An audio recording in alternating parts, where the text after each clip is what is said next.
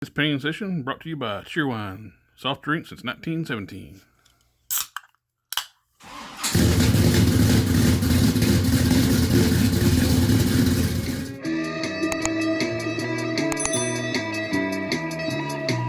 This video I'm just going to be doing a little bit of touch-up painting on the base coat for my skin tones. Putting down a warm base coat. Then I'll eventually go over it with the lighter custom mix paint flesh tones here. I always start with the warm base when I'm going like a tone like this. The warm base covers really well, a lot better than regular flesh tone. But if you're using the lighter flesh tones, it'll take multiple coats to cover, but the warm flesh tones cover and much fewer coats, about two, sometimes 3 coats. Right now I'm going to do a little sanding, little spots here and there, and paint up next to the edges. Get ready for paint. One thing with working on acrylics too, you have to be, don't stay in one spot painting too long, because once the paint starts to dry on the figure, your brush starts catching, and that's when you get your brush strokes, visible brush strokes on your paint jobs. So sometimes it'll take you a little while to get full coverage because you can't stay in one spot too long. Airbrush will always be a little better, but I don't always airbrush. I have an airbrush, but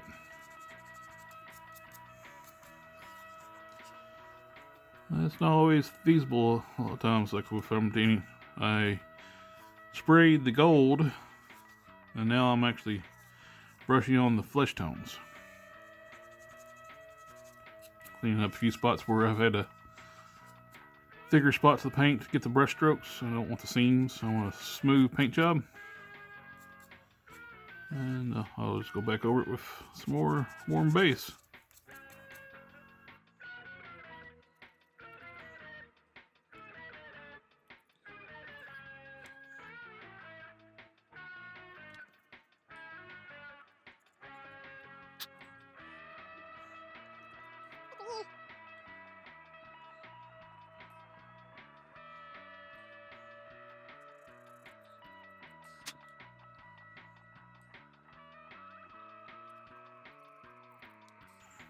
Ready for paint.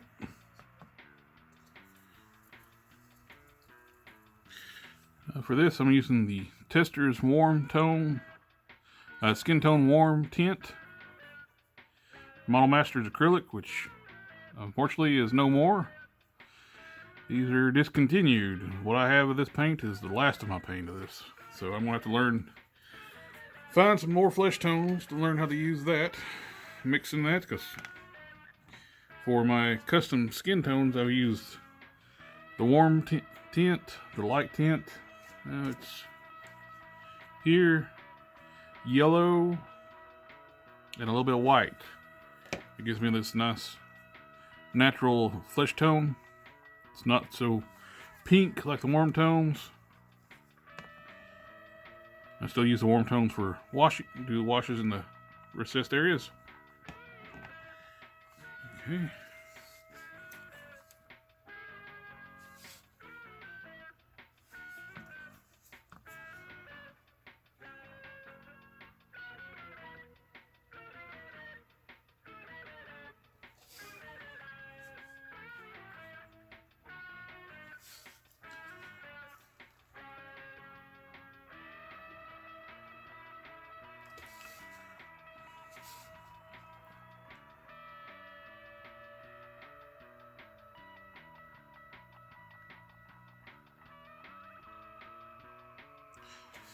Nice smooth, slow strokes when you're doing the edge work.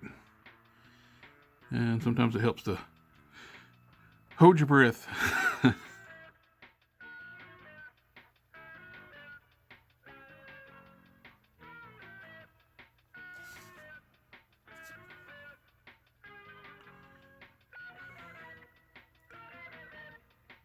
Do quick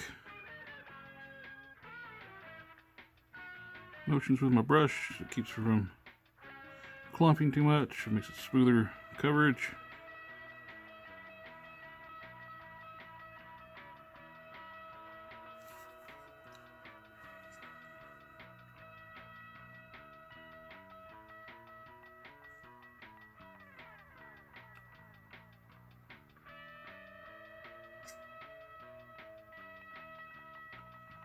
When the paint first goes on too, you notice it's visibly thick. You can see brush strokes. When the paint settles and dries, it'll smooth out. Most of that will smooth out.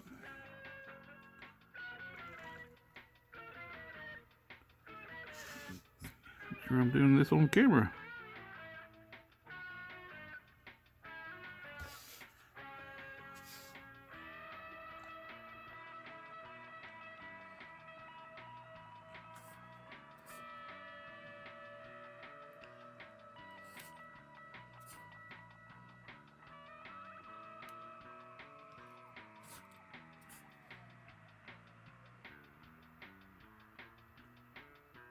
Good light source, like if I'm using with the on the camera right now, helps a lot too.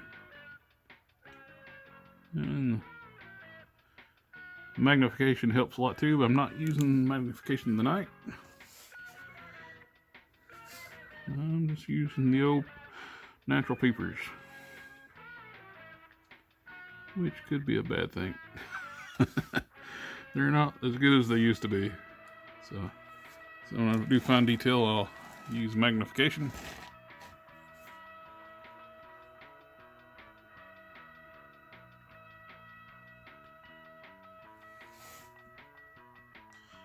But for edge work like this, I can usually do pretty good without it.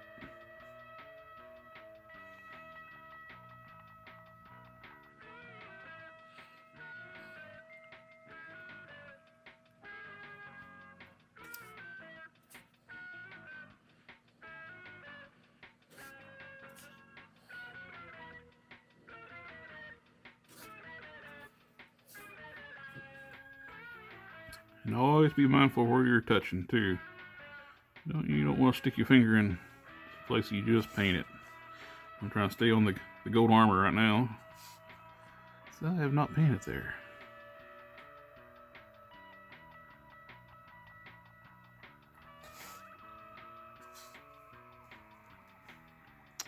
So some primer sticking out. There we go. Saw another spot. There she is. Right up here, I see some primer in the recessed area through here. In a perfect world, I'd like being able to, I'd love to be able to take this apart and paint each individually piece, but these are sealed together. I don't want to break them apart. These larger areas, I'm going to switch brushes. Let's go with this one.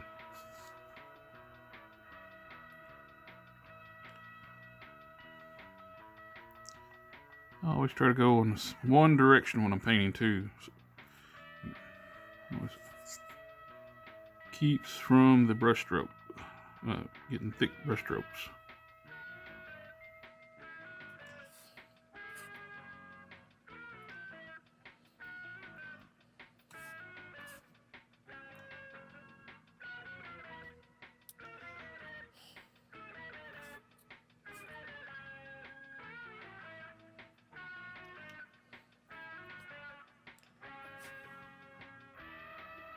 I want to get in there, but it's a tight area, and I don't think I have a brush thin enough, long enough down right here with me right now to get up in there without getting paint on the gold.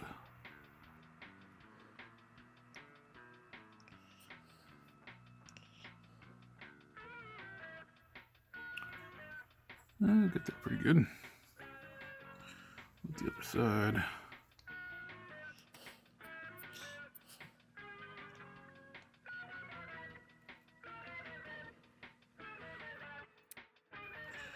Interesting. Again, this side better than the other side.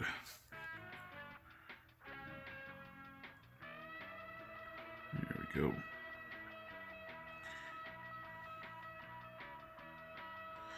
Just had to go in between that little crest of the lats and get in there.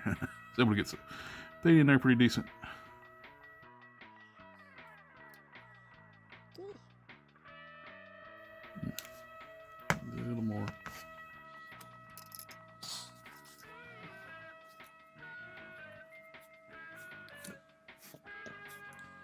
I'm focusing on this area through here, which will never be seen because I'll never use the F-Crunch this far, but I want to know there's paint on it.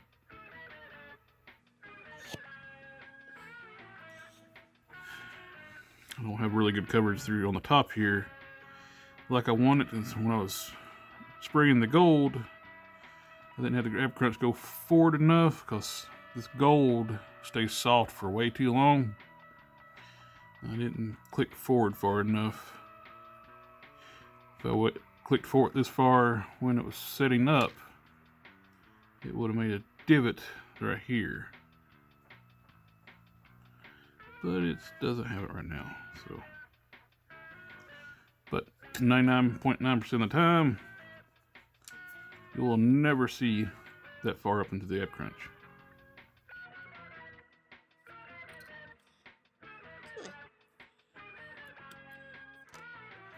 Put my lid on my last of my paint here.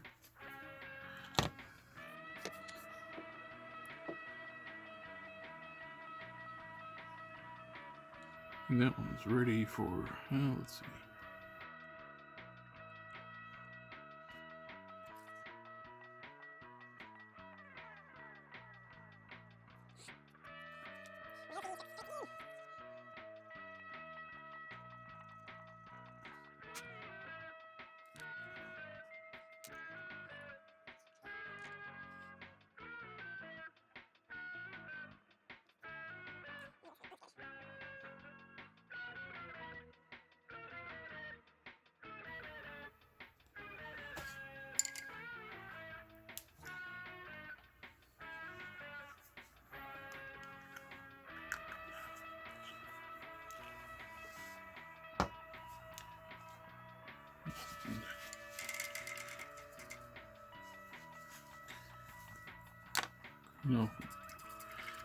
Rough clean off my brushes with some water.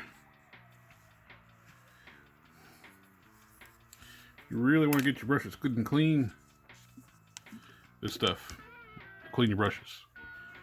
Of course, it is right here. It says brush cleaner, but restorer.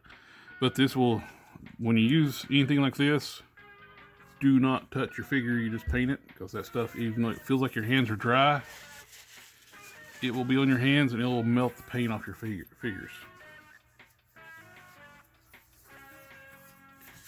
And even though the bottle wasn't open, I'm being very careful. Let's see. Let's put a little another coat of red on the trunk.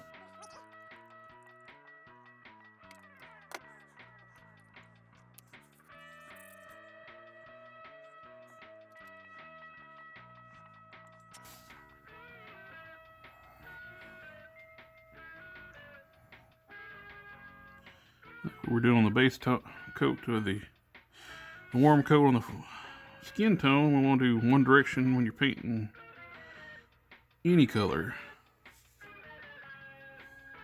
Do a quick, fast motion with the brush, and try to do a couple coats quick with the passes of the brush, and do not go back until your paint is dry.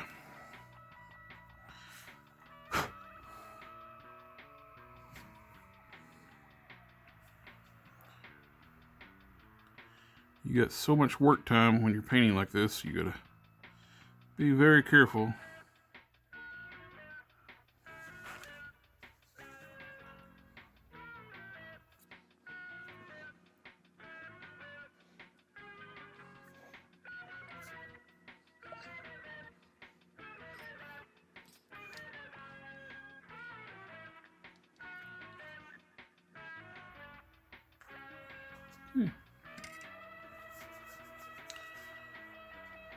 After that dries, go back with a finer brush, get the seam closer to the armor. Then after that coat, you'll be ready to do a wash on the waist area. That's all for this one.